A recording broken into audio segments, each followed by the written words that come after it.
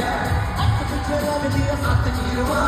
अगे बोलियां की जट होण लगी है सांझा नाम जुड़ा तेरिया